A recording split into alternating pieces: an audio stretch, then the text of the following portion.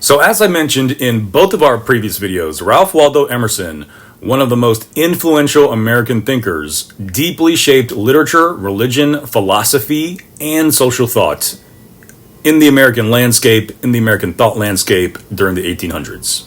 His genius, according to early historians like Octavius Brooks Frothingham, lay in his idealism and unwavering faith in spiritual laws. Emerson was really serious about this stuff.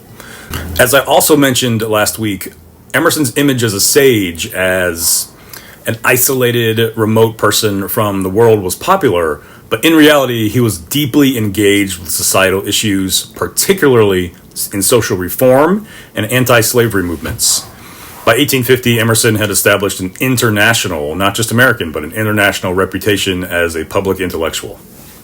Emerson's early years were unremarkable, academically average, and his initial steps in life were marked by uncertainty and physical illness. After graduating from Harvard, he entered the ministry, following in the footsteps of his father, as I mentioned. However, Emerson grew really uncomfortable with this role, despite engaging in what they called supply preaching, so he was kind of a substitute preacher, and marrying his first wife, Ellen Tucker, who tragically passed away, as you read about, after 1 year of marriage. His growing discomfort with Orthodox practices led to a spiritual transformation. He questioned the traditional Christian rites, especially the Lord's Supper, which eventually caused him to leave the ministry. Emerson's mentor, William Ellery Channing, who we talked a lot about last week, along with the influence of his brother William's experience in Germany, when in Germany William, Emerson's brother, was studying theology and philosophy and went through a lot of faith crises himself because of what he was learning about the history of the Bible and theological development and those sorts of things. And this led him to question religious authority and explore a more intuitive, reasoned approach to faith. And it also led Emerson to do the same thing. So Emerson struggled with sectarian labels and rejected the mediation of religious institutions between the individual and spiritual truth. So remember then that Emerson takes this amazing trip to Europe, and during his travels in England, Emerson met literary giants Samuel Taylor Coleridge and William Wordsworth. Though he found Wordsworth conservative and narrow-minded, he saw in Coleridge an intellectual vigor that matched his own restlessness for exploration beyond traditional boundaries. Coleridge's works, particularly Aids to Reflection and The Friend, had a profound influence on Emerson's thinking. Okay, now we're getting into some really deep philosophical thinking, so everybody lean in. So a major intellectual breakthrough for Emerson came from Coleridge's distinction between reason and understanding. Drawing from a very difficult but influential philosopher named Immanuel Kant, Coleridge explained that reason dealt with universal truths perceived intuitively, while understanding pertained to empirical knowledge derived from the senses. Emerson expanded on this, articulating that while understanding shows us the physical world, reason reveals the true spiritual reality behind it. This is very deeply philosophical Kantian, Immanuel Kantian philosophy, and it really changed the way Emerson thought about things. And not just Emerson, Immanuel Kant's philosophy revolutionized the theological, philosophical, spiritual world.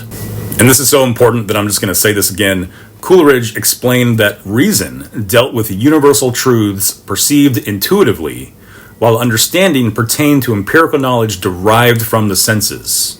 So again, Emerson then comes into this articulating that while understanding shows us the physical world, reason reveals the true spirituality behind it. Now, as Emerson is reflecting through Coleridge and Wordsworth's poetry, he began to adopt the idea of a natural supernaturalism, where nature itself is a divine revelation, a departure from traditional revealed religion that depended on scripture and doctrine, a major departure, right? So Emerson found in nature an intuitive connection to the divine that was sufficient in and of itself. In rereading Wordsworth, he found validation for his belief that nature, not formal religious structures, was a direct manifestation of God. Emerson's philosophical development here eventually led him away from traditional Christian views to a form of pantheism. He no longer saw God as a supernatural being outside the world, but rather as an immanent force within nature. So transcendent with beyond nature, immanent within nature. This shift represented Emerson's transition from the pulpit to the podium as a leading voice of transcendentalism. His new mythos, or muthos as I'm used to saying it, drawn from Coleridge, Wordsworth, and Carlyle, became the framework for his spiritual and philosophical teachings. And pantheism was very, very important for Emerson. So Emerson's journey from an unremarkable student to a globally recognized intellectual was deeply rooted in a continuous re-evaluation of spirituality and intellectual freedom. His early discomfort with organized religion, combined with the influence of key thinkers like Coleridge and Wordsworth, led him to reject traditional Christian doctrines in favor of a transcendentalist view of the divine. Emerson's shift to seeing God as immanent in nature, rather than separate from it, marked a defining moment in his spiritual evolution. Through this, he embraced a pantheistic view that became central to his identity as a philosopher and public thinker. His hero's journey was not just one of personal discovery, but also a quest for a new understanding of divinity that would resonate through his writings and public engagements.